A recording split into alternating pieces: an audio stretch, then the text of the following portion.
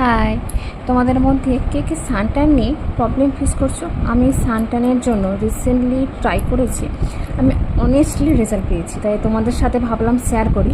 এটা একটা gentle scrub, face and body scrub. এটা হচ্ছে ডেড সেলস রিমুভ করে আর ট্যান হালকা করে।